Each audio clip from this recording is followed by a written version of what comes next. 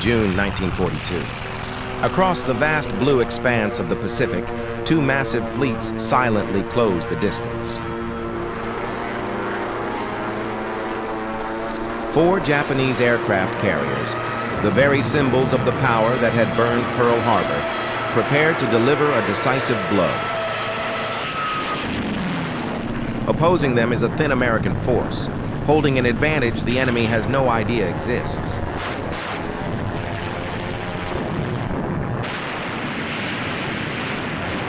High above, strike squadrons dive from the clouds, noses aimed at the carrier decks, bombs hanging beneath their wings, waiting for the moment to be unleashed. And here, the Battle of Midway will decide the fate of the Pacific.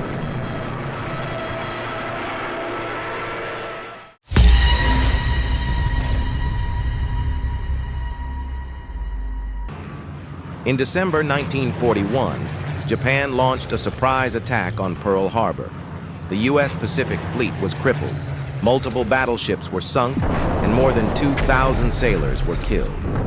After that blow, Japan rapidly expanded across Asia and the Pacific, seizing Singapore, the Philippines, Hong Kong, and even pushing into the Indian Ocean. Within 6 months, they seemed unstoppable. The 3 American aircraft carriers, Enterprise, Hornet, and Yorktown, were fortunate not to be present at Pearl Harbor on the day of the attack. They remained the only major force intact and quickly became Japan's prime target for elimination. The Imperial Navy devised a bold plan to seize Midway, a small atoll in the Central Pacific, more than 1,000 kilometers from Hawaii. They believed the United States would be forced to deploy all its carriers to defend Midway, and in doing so, walk into a trap. What Japan did not know was that the Americans had broken their naval code, JN-25. The entire Midway operation had been exposed. Admiral Chester Nimitz quietly positioned his 3 carriers to the east of the island, ready to ambush the Japanese fleet. In early June 1942, both sides moved into position. On one side stood 4 Japanese carriers, Akagi, Kaga, Soryu, and Hiryu, the same warships that had terrorized the Pacific since Pearl Harbor. On the other side, the 3 remaining American carriers, supported by Midway's defenses. 2 fleets were now on course for a decisive clash, a battle that would determine the fate of the Pacific War. Early morning, June 4th, 1942. The Pacific Ocean lay quiet in darkness, broken only by the sound of waves against the ships. On the flight deck of the carrier Akagi, flagship of the Japanese fleet, sailors and pilots moved steadily under red lights. Bombers and fighters were rolled out, lined up, and made ready for launch. The atmosphere across the ship was tense and urgent. At 4:30 a.m., the order to launch was given. Engines roared to life. Aircraft lifted off one after another into the night sky. From the 4 main carriers, Akagi, Kaga, Soryu, and Hiryu, a total of 108 planes took off, including Zero fighters, Aichi D-3A dive bombers, and Nakajima B-5N torpedo bombers. Their course was set southeast, toward Midway Island.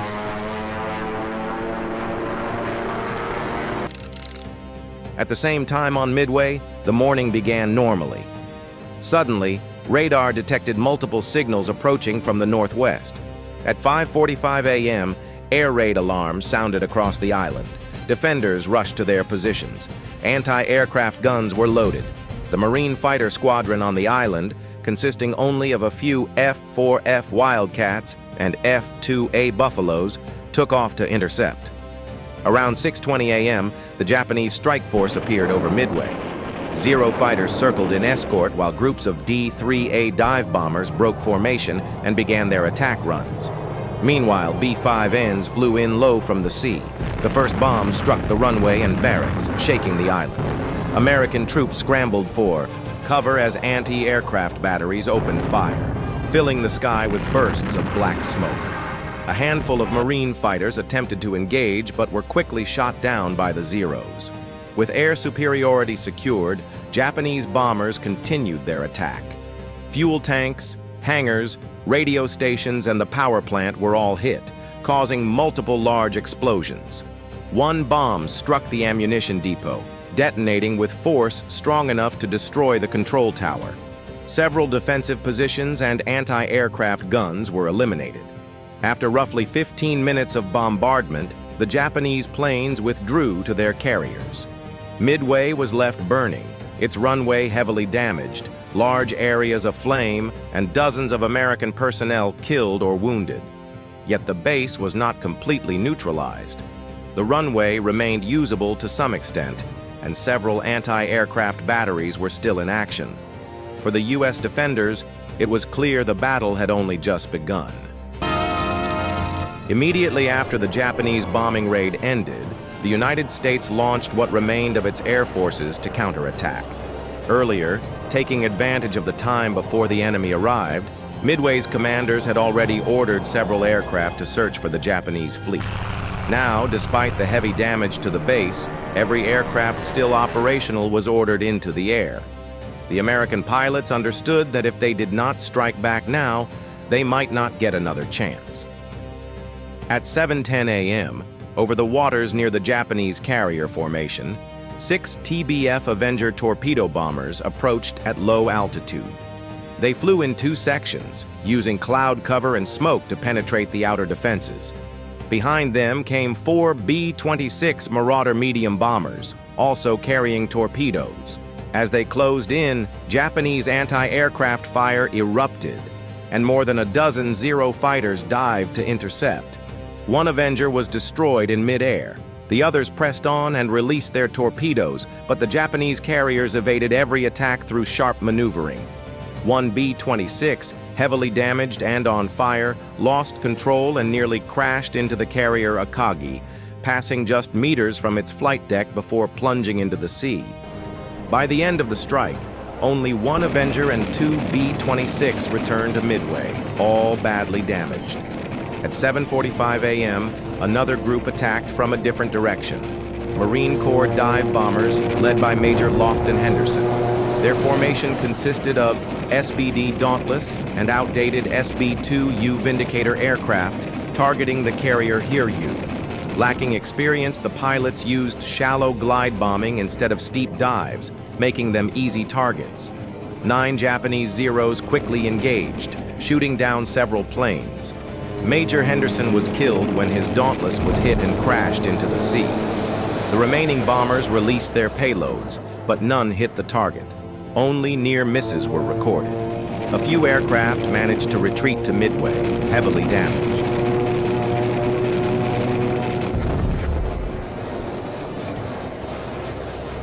With 2 American attacks repelled, the skies briefly fell silent. Smoke and debris marked the waters below. Within less than an hour, the Japanese fleet had defeated 2 separate strikes from Midway, losing only a handful of fighters while the American attackers were nearly annihilated. At 8:10 a.m., another threat appeared at high altitude. 12 B-17 Flying Fortress heavy bombers arrived at 6,000 meters and dropped bombs on the Japanese fleet. The long fall gave Japanese ships enough time to maneuver. Towering water columns erupted around the vessels, but none of the bombs struck home. The fleet remained intact. At 8:30 a.m., a further attack came in. 11-volt SB-2U Vindicator dive bombers from Midway targeted the battleship Haruna. Flying slowly into heavy anti-aircraft fire, they released their bombs, which again only splashed into the sea nearby. 2 Vindicators were shot down. The remainder jettisoned their bombs and withdrew.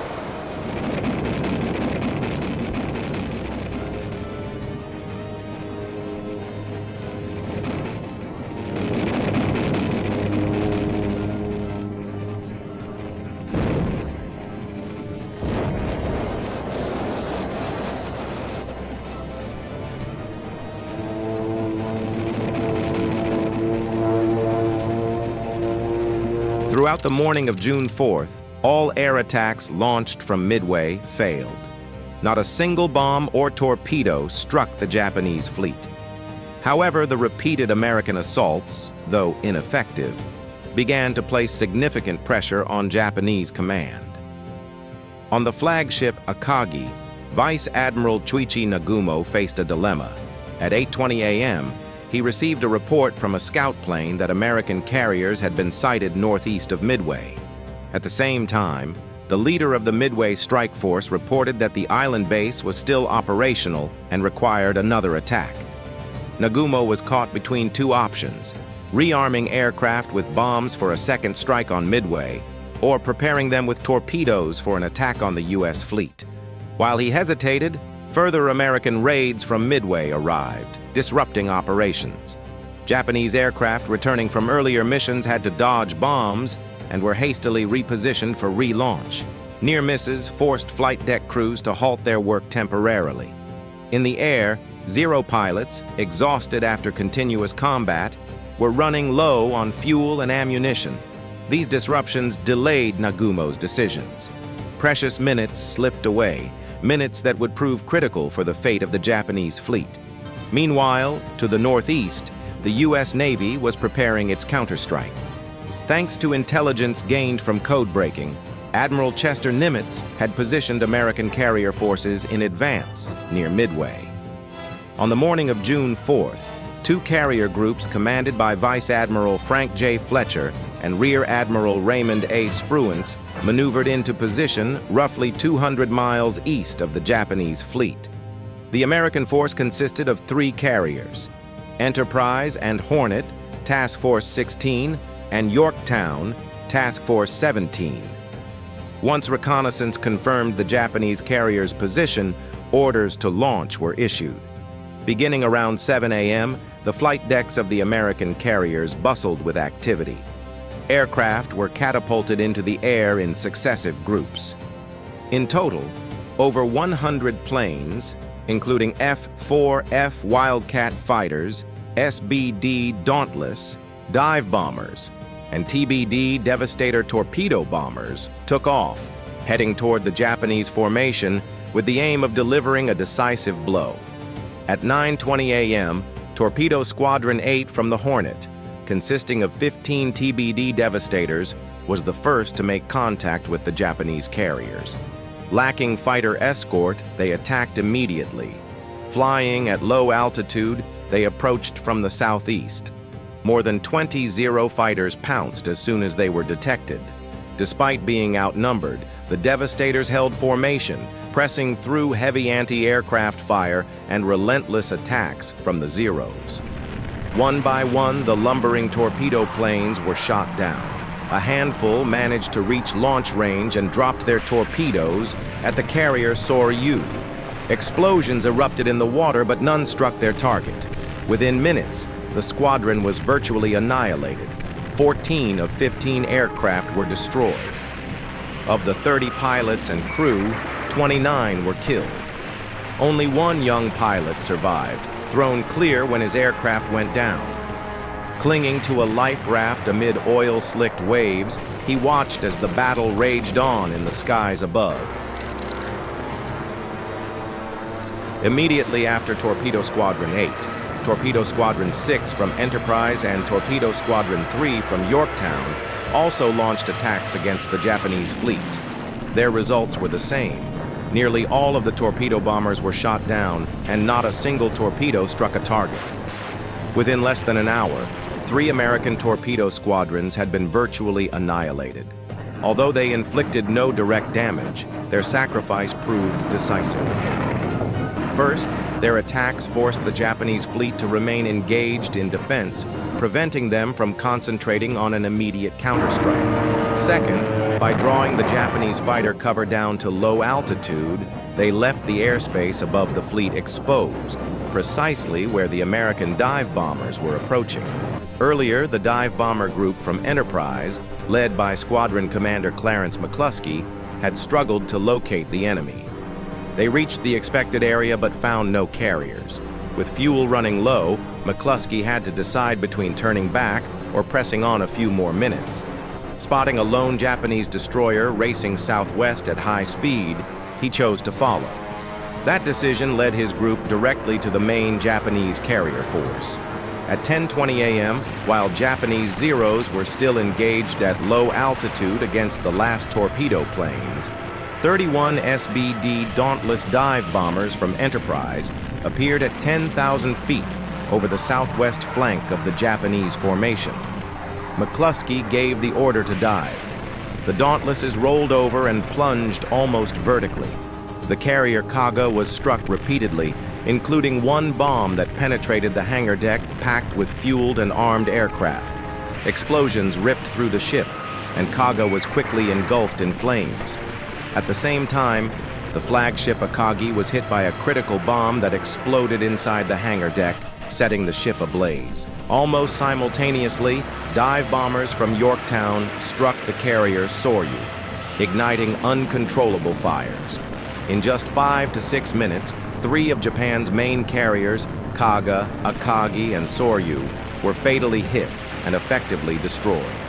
On board, fully armed aircraft waiting to launch fueled massive secondary explosions, tearing apart the ship's structures. The decks erupted in successive blasts, and entire command staffs were killed within moments. Survivors either abandoned ship or attempted in vain to fight the spreading fires. On the remaining Japanese vessels, crews stood in shock as the scale of the disaster unfolded before their eyes. News reached Admiral Isoroku Yamamoto, who at first refused to believe it. But the destruction of his striking force was undeniable. Within minutes, the core of Japan's carrier strength, responsible for Pearl Harbor and the expansion across the Pacific, was gone. Meanwhile, the American pilots of the SBDs saw towering columns of smoke rising from their targets. Regrouping quickly to conserve fuel, they turned back toward their carriers. The victory achieved in those few decisive minutes would alter the course of the entire Battle of Midway.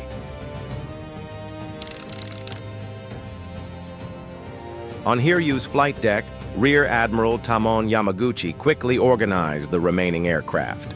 At about 10:40 a.m., 18 Aichi D-3A dive bombers and 6 Zero fighters launched toward the American fleet. Their first target was Yorktown, the carrier recently repaired after the Coral Sea and now operating alongside Enterprise and Hornet. Near noon, Yorktown's radar detected incoming aircraft. Alarms sounded.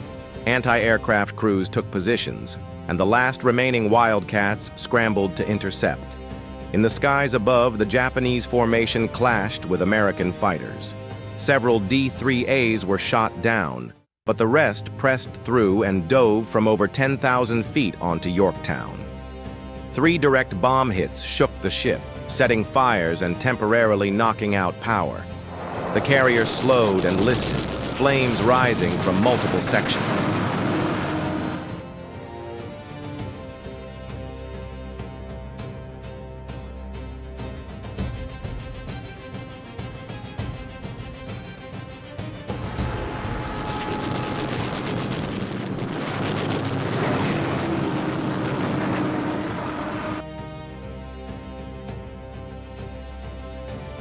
Damage control teams acted quickly.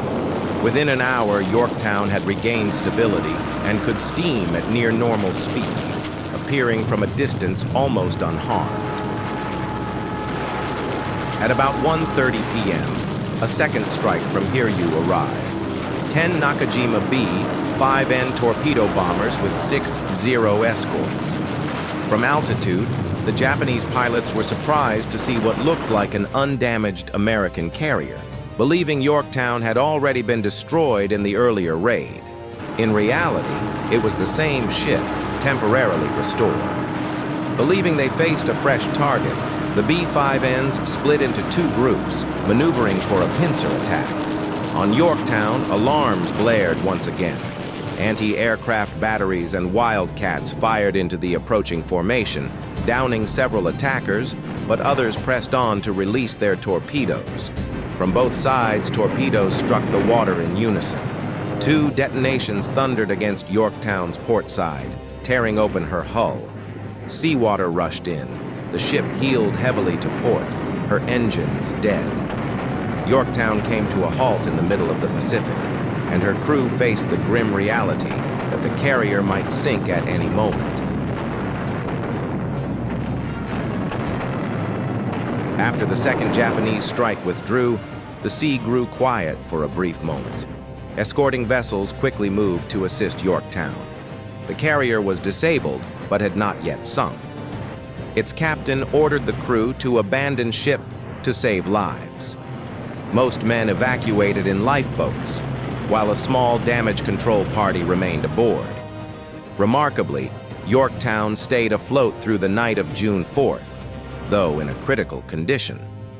Meanwhile, Japanese pilots radioed back claiming they had sunk 2 American carriers, when in reality both attacks had struck only Yorktown. Rear Admiral Taman Yamaguchi aboard Hiryu was initially encouraged by the report. Yet the situation was dire. Hiryu was now the sole operational Japanese carrier, with fewer than a full squadron of aircraft remaining. Yamaguchi resolved to continue fighting, prepared to launch one last strike. However, reconnaissance confirmed that at least 2 American carriers were still intact. Following the disastrous losses earlier that day, Admiral Chuichi Nagumo, who had shifted his flag from Akagi to the cruiser Nagara, judged the battle unwinnable and ordered a general withdrawal westward. Bound by that decision, Yamaguchi canceled his planned attack and prepared for Hiryu to face the U.S. fleet alone. Late in the afternoon of June 4th, American scout planes finally located Hiryu heading west. Rear Admiral Raymond Spruance immediately ordered a final strike. Around 5 p.m., 40 SBD Dauntless dive bombers launched from Enterprise and Hornet. Approaching the target, the Americans found Hiryu under full defensive measures, smoke screens, 13 remaining Zeros overhead, and concentrated anti-aircraft fire. Even so, the defenses could not stop the assault. Wave after wave of Dauntless bombers dove onto Hiryu. Anti-aircraft gunners shot down several attackers, but 4 heavy bombs struck the carrier. One penetrated into the engine room, causing massive internal explosions. Fires spread rapidly across the vessel, engulfing her in flames. Within minutes, Hiryu suffered the same fate as the other 3 carriers earlier in the day. Uncontrollable fires and secondary explosions ripping through her structure. On the bridge, Rear Admiral Yamaguchi remained calm. The final moments, he refused evacuation, choosing to stay with his ship. Captain Tomeo Kaku also elected to remain. By sunset, Hiryu was ablaze from stem to stern, a burning wreck against the darkening sky. Throughout the night, Japanese destroyers evacuated surviving crew and the wounded. At dawn on June 5th, with the ship beyond saving, Japanese destroyers fired torpedoes to scuttle Hiryu, ensuring she did not fall into enemy hands. The last surviving Japanese carrier at Midway slipped beneath the waves, taking with her Rear Admiral Yamaguchi, Captain Kaku, and many officers who had chosen to go down with their ship. On the night of June 4th, the Japanese fleet withdrew westward, abandoning its ambition to capture Midway. Rear Admiral Raymond Spruance, commanding the U.S. forces, chose not to pursue in the darkness, wary of submarine ambushes or long-range Japanese airstrikes from bases such as Wake Island. He instead conserved his strength, waiting for daylight to continue the hunt. At dawn on June 5th, American reconnaissance aircraft fanned out across the seas around Midway. Most of the Japanese fleet was already out of reach. Yet in retreat, 2 heavy cruisers, Mogami and Mikuma of Cruiser Division 7, suffered a serious accident. While maneuvering to avoid a U.S. submarine, they collided. Mikuma sustained severe bow damage and slowed dramatically, falling behind with only a few destroyers for escort. Mogami, with her stern badly crushed, struggled to keep pace, limping westward. By midday on June 6th, American scout planes from Enterprise located the damaged cruisers. Spruance immediately launched strike groups from Enterprise and Hornet. Dive bombers swooped down, hitting Mikuma with multiple direct hits. The cruiser erupted in flames, towering black smoke marking her death before she finally sank. Mogami was also struck and set ablaze, but avoided catastrophic hits and managed to limp away toward the southwest. Assessing the risks of venturing deeper into Japanese-controlled waters, Spruance called off further pursuit and consolidated his forces. On the morning of June 7th, tragedy struck the Americans. After 2 days of desperate salvage work, Yorktown was still afloat despite crippling damage. While destroyers and rescue parties labored to stabilize her, the Japanese submarine I-168 managed to slip past the protective screen. It fired a spread of torpedoes into the U.S. formation. Yorktown was hit multiple times, sealing her fate. The destroyer USS Hammond, alongside providing power and pumping support, was also struck and sank rapidly, taking many crew with her. Though most of Yorktown's men were evacuated, the carrier slowly rolled and sank into the depths of the Pacific, her brief but notable combat career ending less than a month after Coral Sea. After 4 days of ferocious combat, June 4th to 7th, 1942, the Battle of Midway came to a close. The Pacific Ocean was littered with oil slicks and drifting wreckage, the remnants of one of World War II's most decisive naval engagements. Japanese losses were catastrophic.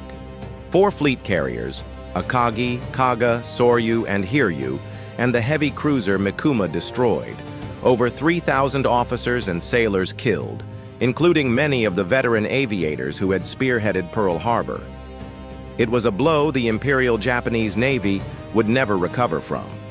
The United States paid its own price, the loss of the carrier Yorktown, the destroyer Hammond, and roughly 300 men.